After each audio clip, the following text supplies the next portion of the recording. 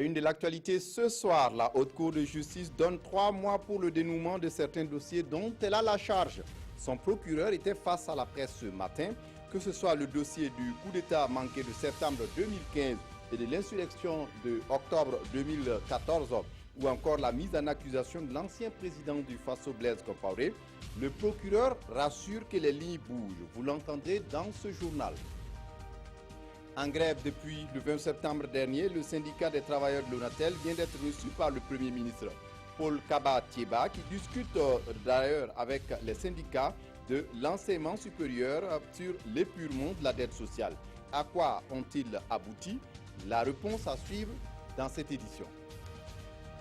Simone Pérez repose désormais dans le carré des anciens dirigeants israéliens. Le dernier représentant des pères fondateurs de l'État d'Israël a été inhumé dans la pure tradition du judaïsme en présence d'une dizaine de chefs d'État du monde. Ce sont là les titres du 20h. Mesdames, Messieurs, bonsoir et ravi de vous retrouver. Mais d'abord, pour commencer, le président du Faso reçoit la nouvelle présidente de la Cour de l'UEMOA et le président de la Chambre africaine extraordinaire basée à Dakar. Les deux personnalités sont venues échanger sur leur mission avec Roch-Marc Christian Kaboré. Bouma Ernest Nébié, Jean-Eudes Bayala. Président, première personnalité à être reçue par le président du Faso, Eba Joséphine Touré, la nouvelle présidente de la Cour de justice de l'UEMOA. Elle est venue rendre une visite de courtoisie à Roch-Marc Christian Kaboré et lui faire part des activités et des missions de l'institution dont elle a désormais la charge. Notre mission au niveau de la Cour de justice, c'est de veiller au respect et à l'application effective de la loi communautaire concernant notre institution commune qui est l'UEMOA. À la suite de la présidente de la Cour de l'UEMOA, Gustave Kam, le président sortant de la Chambre africaine extraordinaire de Dakar. Une chambre qui a pour compétence de juger et de poursuivre Hissène Habré et les autres auteurs responsables des crimes commis au Tchad entre le 7 juin 1982 et le 1er décembre 1990.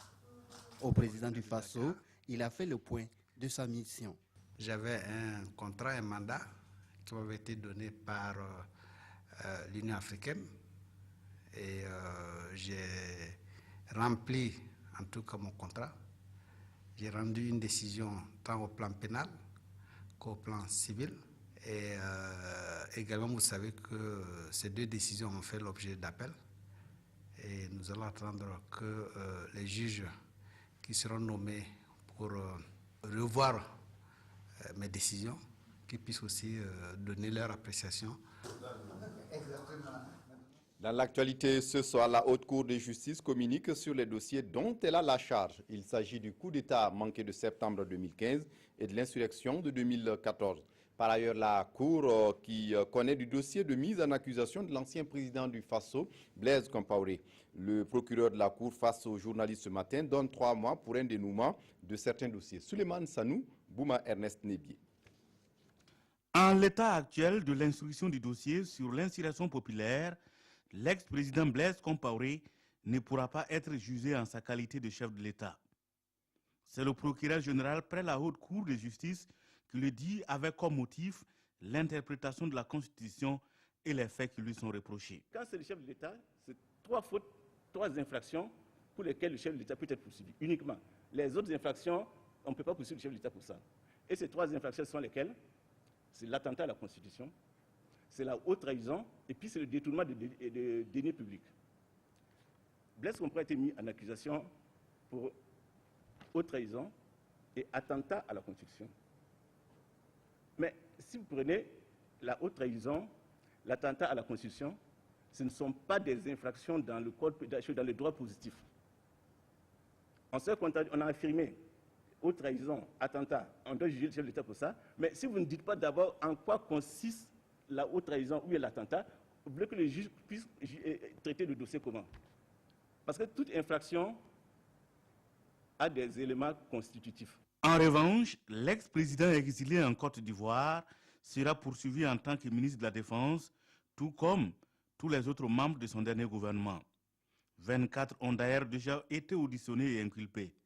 L'ex-premier ministre Luc Adolphe Thiaw a écopé des mandats de dépôt à la maison d'arrêt de correction de Ouagadougou. 4 anciens ministres seront entendus la semaine prochaine car étant en déplacement hors du pays. La justice est sans nouvelles de 5 autres, à savoir Blaise Compaoré, Lamoussa Salif Kaboré, Marie-Lucien Bembamba, Koumba Bari et Assimi Kwanda. Toute chose qui n'entamera en rien l'avancée du dossier dont le jugement pourrait intervenir dans 3 mois. Nous, on a les éléments nécessaires pour juger, même si ces 5 ne sont pas là. Ce sont les membres du gouvernement. Le chef du gouvernement, c'est Thiao, il est là, il est parmi nous, donc il pourra bien répondre. Et nous avons 28 personnes, 28 des ex-ministres seront présents. Avec 28, ce n'est pas les 5 absents qui peuvent empêcher de connaître comment est-ce que les choses se sont passées. Donc, c'est maintenant, une fois la décision, le jugement rendu, s'ils sont déclarés coupables, c'est en ce moment maintenant qu'on va parler de mandat d'arrêt. La Haute Cour de justice a également été saisie du cas du colonel Sidi Paré, ministre de la Sécurité sous la transition, dans le dossier du coup d'État. Ce dossier connaît un aboutissement et est en état de recevoir jugement, mais devrait encore attendre celui des auteurs principaux poursuivis par le tribunal militaire. Un reportage de Nyarkiteda.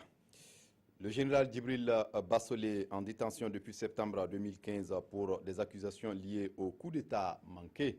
Ce jeudi, un de ses avocats était face à la presse pour Maître Varro. Il ne comprend pas pourquoi la détention de son client. Selon lui, le dossier est vide. Ernest Tanga, Robert Kafando, Gérard Sommet. Maître Alexandre Varro construit la défense de son client Djibril Bassolé d'abord dans la forme. Il trouve qu'il y a vice de procédure et des implications politiques qui ne garantissent pas l'indépendance de la justice dans le dossier de son client. Je trouve qu'il n'est pas sain que le ministre de la Justice de votre pays, qui est certainement un homme très respectable, soit également partie civile dans la procédure contre mon client. Je trouve qu'il y a là aussi un mélange des genres qui n'est pas normal. Dans le fond, Maître Varro trouve qu'il y a insuffisance de preuves des charges retenues contre son client. Pour lui, l'enregistrement téléphonique qu'il considère comme la seule pièce à conviction ne répond pas à la légalité. Il met également en doute son authenticité. On a fait faire, nous, la défense, une expertise de ce document qui dit qu'il a été trafiqué. Ce document n'est pas un enregistrement fait de manière normale avec un début et une fin. Il y a des coupures anormales, il y a des bruits parasites anormaux, il y a manifestement un montage, c'est-à-dire qu'il y a des vrais bouts, sans doute de la voix de M. Soro, je ne sais pas, je ne connais pas M. Soro, mais certains disent que ça pourrait être lui à certains moments. Il y a des vrais bouts de la voix de M. Bassolé, notamment quand il dit Et tout ça paraît avoir été cousu ensemble par quelqu'un qui avait son idée sur les ennuis qu'il fallait causer à M. Bassolé. Conclusion de l'avocat parisien, le dossier Djibril Bassolé est vide et son client n'est ni plus ni moins qu'un prisonnier politique. Autre titre de l'actualité, depuis quelques jours, on assiste à une perturbation des activités de l'Onatel et de Telmob. Des perturbations dues à un mouvement de grève du personnel. Ce vendredi, le Premier ministre a reçu les responsables du syndicat des travailleurs de cet opérateur de téléphonie pour comprendre davantage sur la situation. Également, Paul Kaba-Thieba a discuté avec les syndicats des enseignants du supérieur sur l'épurement de la dette sociale des institutions d'enseignement supérieur. On fait le point avec Souleymane Sanou et Mou Koundabiri. Le gouvernement veut trouver une issue à la crise qui oppose la direction de l'Onatel aux employés. L'assurance est donnée au Sinatel par le chef du gouvernement, Paul Kaba-Thieba. Et c'est au ministre Aminata Sana Congo, chargé de l'économie numérique, qui lui revient la charge de renouer le dialogue entre les deux parties. Ce que le gouvernement vient de faire déjà, c'est très bien de s'inviter dans cette crise pour jouer à la conciliation, pour concilier les deux parties. Mais nous disons qu'au-delà de cela, le gouvernement doit faire le bilan des 10 arrêts de privatisation de l'Onatel et qu'à l'issue de ce bilan, des conséquences doivent être tirées. Les syndicats des enseignants du supérieur sont quant à eux parvenus à un accord avec l'exécutif. Le gouvernement s'est engagé à payer les dettes en instance et à appliquer strictement les tests régissant la vie et la formation universitaire. Il s'est par ailleurs porté garant d'améliorer les conditions de travail des enseignants-chercheurs et des étudiants. Face au Premier ministre, les différentes parties ont décidé de consentir des efforts pour en finir avec le chevauchement des années à l'université. L'autorité politique et universitaire doit jouer son rôle dans la prise d'un certain nombre de mesures pour assainir la gouvernance. Si ces mesures-là idoines sont appliquées, bon, je pense que la normalisation sera au bout du tunnel. Il y a des projets qui sont prévus, il y a Ouaga 2 qui pourra sûrement s'ouvrir à la rentrée prochaine sur son site. Il y a des constructions prévues à Koudougou, à Bobo. On aura 3 nouvelles universités et nous allons créer aussi, certainement pour rentrer en 2017, des centres universitaires à Gawa et à Kaya.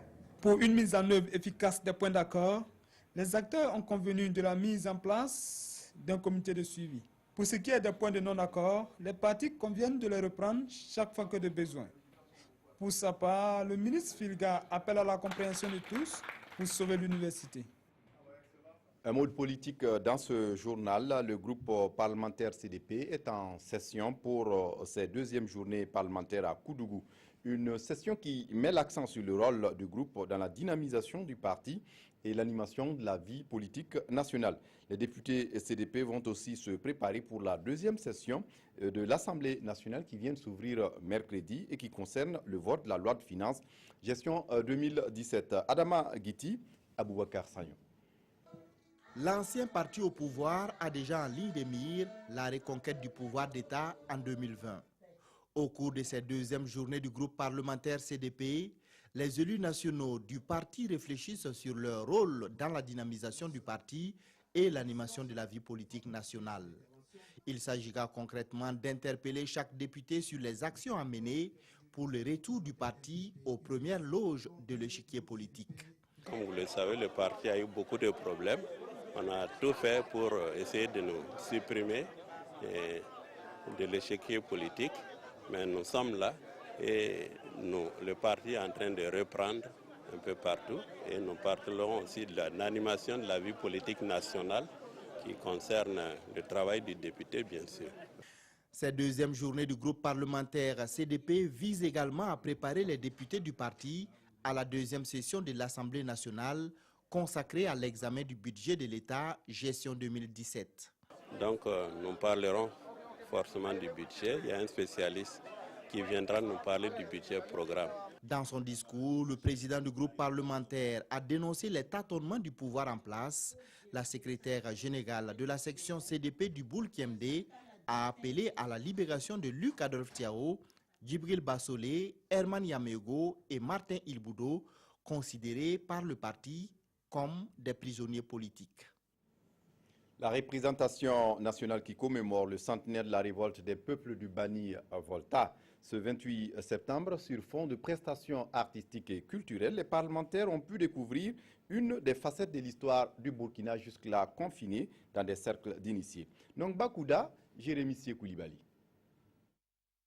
Ce sont les jardins de l'Assemblée nationale qui ont accueilli la cérémonie commémorative du centenaire de la première insurrection populaire en terre voltaïque. Entre 1915 et 1916, plus de 300 000 personnes ont pris les armes contre l'oppression coloniale française. La révolte matée dans le sang a fait plus de 30 000 morts, selon des historiens. Nous commémorons cette année le centenaire de ces événements douloureux pour que demain, les générations futures puissent puiser dans la bravoure et le sacrifice de nos ascendants les raisons de continuer le combat pour la liberté et la démocratie.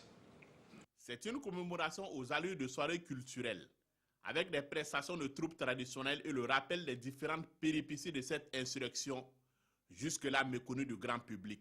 La vision de l'Assemblée nationale est très claire. Premièrement, c'était pour effectivement faire remonter en surface cette histoire, parce qu'elle est peu connue. Et deuxièmement, l'Assemblée nationale veut susciter une réflexion pour qu'à l'avenir, on puisse, à l'Assemblée nationale, voir dans quelle perspective on peut en tout cas être à l'initiative d'une loi qui va permettre, n'est-ce pas, d'introduire cette histoire, cette révolte dans les manuels scolaires. L'ambition à terme est la réappropriation de notre histoire et de notre culture pour bâtir une nation prospère. C'est aussi pour toutes ces raisons que des acteurs culturels ont été distingués. Dans le reste de l'actualité, la gendarmerie nationale vient de saisir des produits de contrebande ce 27 septembre à Sakargo, dans la région de Kupela. Ces produits sont composés de drogue, du cannabis en l'occurrence, de cigarettes, des cyanures et des piles. Il y a aussi des produits pharmaceutiques et une cinquantaine de motos. Selon les témoins, les fraudeurs ont tenté de forcer le passage lors du contrôle de la gendarmerie. Moussa Ouedraogo, Draman Dadian. La sécurité est un enjeu majeur pour le Burkina. Ici, des gendarmes de Puitenga et de Kupela veillent au grain. Nous sommes au poste de contrôle mixte de Sakorga, à 3 km de Kupela. Mais il fallait y être mardi dernier, c'était le 27 septembre, pour mieux comprendre ce que le commandant de compagnie de gendarmerie de Kupela et son collègue de Puitenga qualifient d'affront. Des fraudeurs ont tenté de forcer le passage. Je crois que ce jour-là, ils sont venus plus d'une centaine. Ils ont tenté de forcer maintenant la barrière là. Voilà, il se trouvait justement qu'il y a un élément qui était tout juste au niveau de la barrière qui les a interceptés pour dire non, vous ne devez pas passer par là. Voilà, donc ils ont dit bon, il n'y a pas de problème et ils ont décidé à partir de désormais d'emprunter le goudron jusqu'à Ouaga. L'incident a fait des blessés, un gendarme et 2 fraudeurs. Ils sont actuellement en soins à Ouagadougou. Et le matériel saisi est stocké ici, à la gendarmerie de Kupela. Il y a du cyanure qui fait 450 kg. Alors, il y a la cigarette qui fait 1 tonne. On a des piles qui font 2 tonnes et demie. Et on a les produits pharmaceutiques, là, ça fait 50 kg. Et on a du chanvre indien qui fait 110 kg. Donc, c'est ce que nous avons trouvé avec et 56 motos qui ont été saisies. La contrebande est développée dans le centre-est, région frontalière avec le Togo, le Bénin et le Ghana. Et même si manifestement les fraudeurs souhaitent la levée de certains postes de contrôle, comme celui de Sakorga, pour le moment il n'en est pas question, selon l'adjudant-chef-major Nyankara, car sécurité oblige. Et puis retour à Ouagadougou, 2 réseaux de malfrats qui écumaient les citoyens de la capitale burkinabé viennent d'être démantelés. Ces délinquants, selon la police, sont accusés de braquage, de cambriolage, de vol à main armée et de complicité de vol. Ils ont été présentés à la presse ce mercredi en présence de Moumouni Soubega. Des motocyclettes, des postes téléviseurs, des sacs de soude caustique, c'est entre autres le butin récupéré des mains des membres des 2 réseaux de présumés délinquants. Le premier réseau détenait la somme de 6 millions de francs CFA et l'autre 29 millions. Ces 2 réseaux ont été démantelés par des éléments du commissariat de police de Nongre-Maçon. Leur mode opératoire consistait à ligoter les vigiles avant de passer à l'acte. Le premier groupe, quant à lui, a révélé que, à partir d'une arme à feu qu'ils ont volée au domicile d'un particulier dans la zone de Tanguin ici, ils ont utilisé cette arme-là pour identifier des victimes cibles bien dessinées qui sont la jeune féminine, qui sont vulnérables. Alors, ils les filent toute la journée pour savoir leurs habitudes et le plus souvent des dames qui rentrent un peu tard et ils les filent jusqu'à un endroit propice à leur braquage. Pour le second groupe, eux, c'est tous des récidivistes et ils ont déjà fait la MACO et d'autres ont, pour ne pas dire tous ces gens-là sont des co-détenus, des ex-co-détenus. Ils ont pigé leur peine au niveau de la maison d'arrêt. Et dehors, comme ils n'ont plus d'activité, et je pense bien qu'ils ont vu la facilité. Leurs anciennes pratiques, c'est le braquage. Ces réseaux opéraient à l'aide des fusils de chasse, des scies, des marteaux et de bien d'autres outils. La lutte contre le banditisme est un combat de longue haleine que mènent les forces de sécurité. Et pour cela, la police de Nongre-Maçon invite la population une fois de plus à la vigilance et à la collaboration. Après 2 ans de pause, le Salon international du tourisme de Ouagadougou reprend du service. L'édition 2016, qui a ouvert ses portes ce jeudi, se poursuit sur le site du CIAO. Estelle Judith Assogba y a fait un tour. Compte rendu. Le ministre de la Culture, des Arts et du Tourisme, accompagné de ses homologues de la Côte d'Ivoire et du Sénégal, ouvre ainsi les portes des stands d'exposition. Acteurs du secteur du tourisme et de l'hôtellerie de la Côte d'Ivoire, du Ghana, du Mali, du Niger, du Sénégal, du Togo et tout naturellement du pays hôte se partagent 140 stands pour promouvoir leurs activités. Le Niger, toujours fidèle au CITO, est à sa 11e participation. Pour cette édition, on note une présence remarquée des agences de voyage, de location de voitures et des hôteliers. L'objectif de notre participation, c'est de renouer les contacts avec les tours opérateurs et d'autres partenaires présents sur ce salon. Et l'objectif essentiel, c'est surtout de booster le tourisme international, le tourisme classique des circuits qu'on ne connaît plus aujourd'hui, c'est de les booster face, bien sûr, à la psychose d'insécurité qui sévit dans l'espace sahel-soirée. La Côte d'Ivoire est à ce salon pour faire la promotion du cacao. Nous sommes là avec la fontaine de chocolat. Vous êtes d'accord avec moi que la Côte d'Ivoire est le premier producteur de cacao. Donc voilà pourquoi nous exposons. Il y a des fruits à côté, fruits de la Côte d'Ivoire, la banane douce que nous prenons, on trempe dans le chocolat et c'est bon. À côté des stands pays se trouvent les stands des régions, où les 13 régions du Burkina Faso y sont représentées et chacune d'elles met en lumière les spécificités de sa région. Nous avons des potentialités culturelles. Justement, ça fait partie d'un attrait touristique majeur au niveau de la région des Cascades. Il n'y a pas que les sites physiques ou naturels, mais il y a aussi la dimension humaine qui se trouve au niveau de la région des Cascades. Et nous sommes venus pour faire valoir cela et porter cela à la connaissance des gens. Pour le ministre de la Culture, tous ces pays regorgent d'une forte richesse culturelle et touristique. Les stands que j'ai visités indiquent clairement la richesse et la variété de notre potentiel touristique. Et je pense que tous ceux qui vont visiter ces stands ne seront pas déçus. Il y a une grande variété de choix à faire et nous devons être fiers de notre pays. Les expositions se déroulent tous les jours sur le site du CIAO jusqu'au 2 octobre prochain. Et puis à Bobo-Dioulasso, le festival Fitini Show a rendu son verdict ce 25 septembre. Pour sa 17e édition, l'un des plus grands événements culturels du Burkina a encore confirmé son rôle d'émulation des talents artistiques chez les plus jeunes. Les témoignages sur place à Bobo avec Kadouro Menki. Chaude a été la compétition pour la conquête du silure d'or à cette finale de la 17e édition de Fitini Show. Les finalistes ont pu se mesurer dans les disciplines telles la danse, le ballet, le playback, le sketch, le slam et le défilé Miss Sunguru Saramani. Le vainqueur des vainqueurs est le groupe Fitini Espoir Dakarville de Bobo-Dioulasso qui empoche en plus du trophée la somme d'1 million de francs CFA. Le groupe Hardy Ambiance de Bobo-Dioulasso, deuxième, s'en sort avec 750 000 francs CFA. Et les majorettes de Ouagadougou qui occupent la 3e place empochent 500 000 francs CFA. Il faut saluer surtout les encadreurs et demander à ce que des efforts soient davantage faits pour orienter l'encadrement vers surtout les musiques burkinabées modernes d'inspiration traditionnelle.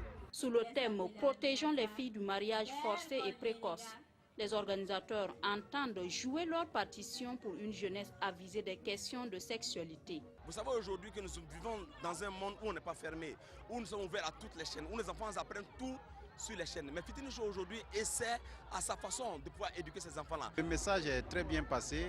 Quand on a suivi même les sketchs, c'est vraiment des interpellations très fortes. Et aucun parent qui suit un tel sketch ne saurait rester indifférent. Fin donc de cette 17e édition qui note la participation d'artistes de renom venus apporter leur touche à l'éclat de l'événement. En cinéma, La forêt du Niolo, le premier long métrage de Adama Rwamba, est en tournage. C'est Tahirou Bari, le ministre en charge de la culture, qui a donné le clap de cette œuvre de fiction à Ouagadougou. L'exploitation minière et ses avatars, les faits d'expropriation de terres cultivables, de dégradation de l'environnement et des ressources hydriques portés à l'écran par le cinéaste burkinabé Godfrey Bazier. Adama Rwamba porte à l'écran la lutte des populations victimes de l'exploitation minière. La forêt de Niolo est d'une actualité évidente avec tous ces problèmes qui entourent l'exploitation des richesses du sous-sol dans de nombreux pays africains. C'est un scénario que j'ai écrit depuis 2012, la première version. Donc elle a évolué jusqu'à 2016. Donc, ça veut dire que c'est un sujet qui ne date pas d'aujourd'hui, que bon, je vais tenter de traiter depuis. Pour son véritable premier long métrage, le cinéaste burkinabé qui s'est essayé pendant longtemps au court métrage et aux séries a fait appel à des comédiens africains de renom comme le Malien Amadoun Kassougué, la Sénégalaise Rokaya Niang ou le Camerounais Gira Essongba. C'est un plaisir pour moi que pour la première fois, le Burkina Faso me demande de venir tourner. Je n'ai pas besoin de parler Bambara, Moré ou Mossi. Ben, vous voyez là, je ne parle pas Mossi, on parle français. Donc j'ai dit aujourd'hui que c'est ça l'avenir du cinéma africain. La forêt de Niolo, qui dénonce les avatars de l'exploitation minière, devrait permettre de se plonger au cœur de plusieurs luttes, celle des populations pour leur survie. C'est un défi que voit là le ministre de la Culture. Ce film traite d'une problématique d'actualité au Burkina Faso qui est un peu méconnue et il met en évidence la nécessité du développement économique d'un pays face également à la nécessité de protection de l'environnement et des différents sites naturels. Après Ouagadougou, Adama Rwamba poursuivra le tournage de son œuvre de fiction à l'ouest du Burkina, dans les beaux paysages de Kari et de Nassau à Bobo-Dioulasso. À l'étranger, les forces gouvernementales soudanaises accusées par Amnesty International d'attaques chimiques. Selon l'ONG, entre 200 à 250 personnes, dont des enfants, ont pu mourir de cette attaque. Des attaques chimiques ont visé des populations civiles au Darfour, selon Amnesty International, qui accuse les forces gouvernementales soudanaises. Dans un rapport accompagné notamment de photos d'enfants gravement atteints, l'ONG accuse l'armée d'avoir mené une trentaine d'attaques chimiques entre janvier et septembre dans la région. Le Darfour est le théâtre d'un conflit sanglant depuis 2003. Mais pour cette responsable d'Amnesty, le monde a cessé de s'en préoccuper. Les abus qui ont été commis par le gouvernement soudanais sur la population civile sont aussi graves qu'au début de la guerre, dit-elle. Nous avons besoin de l'engagement international qu'une telle crise requiert.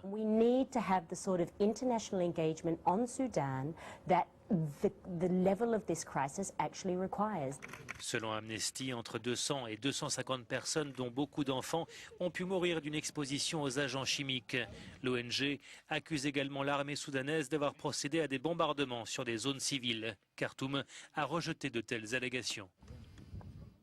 Dernier hommage à Simone Pérez, une dizaine de chefs d'État du monde ont assisté à ses funérailles. Le dernier représentant des pères fondateurs de l'État d'Israël repose désormais dans le carré des anciens dirigeants israéliens.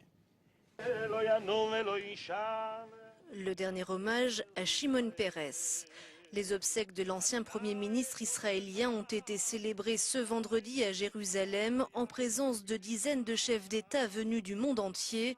Tous sont venus saluer la mémoire de ce défenseur du dialogue israélo-palestinien, décédé à l'âge de 93 ans, dont le parcours se confond avec l'histoire du pays. Shimon défendait l'idée que la paix était la véritable sécurité. S'il y a la paix, il y a la sécurité, disait-il. Alors que pour moi, la sécurité était une condition préalable pour obtenir la paix au Moyen-Orient. Vous savez à quelle conclusion surprenante je suis arrivée ? Eh bien, avec le temps, nous avions tous les deux raison.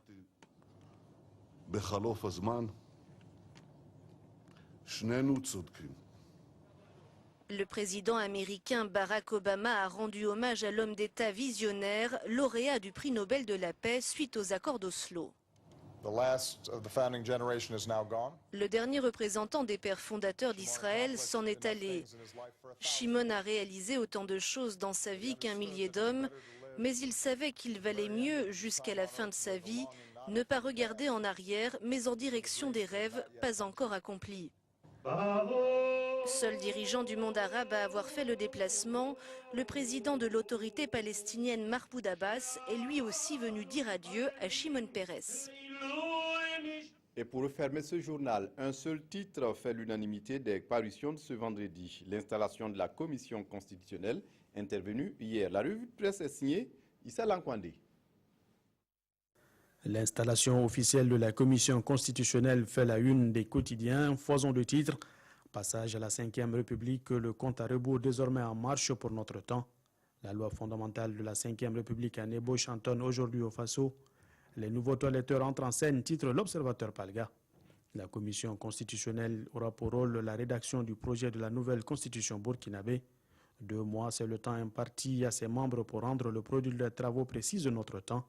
La constitution qui va en sortir devra générer des institutions qui survivent à leurs géniteurs, rapportent les éditions Le Pays sur les propos du président du Faso. Une promesse de campagne de Roch-Marc Christian Kaboré qui entend là offrir au peuple burkinabé une nouvelle victoire dans sa quête de démocratie et de progrès, rappelle le citoyen. C'est ensemble que nous ferons du Burkina Faso un havre de paix, précise-t-il. L'observateur Palga, lui, consacre son regard sur l'actualité justement au passage à la Ve République. Une nécessité imposée par l'évolution des réalités politiques et si les Burkinabés veulent se doter d'une nouvelle loi fondamentale, c'est pour se débarrasser des scories désuètes qui ont failli l'entraîner vers l'abîme, écrit le journal. Celle de la 4e République ayant montré ses limites au gré des tripatouillages, l'insurrection populaire est venue mettre fin à un système qui n'avait que pour envie de se perpétuer.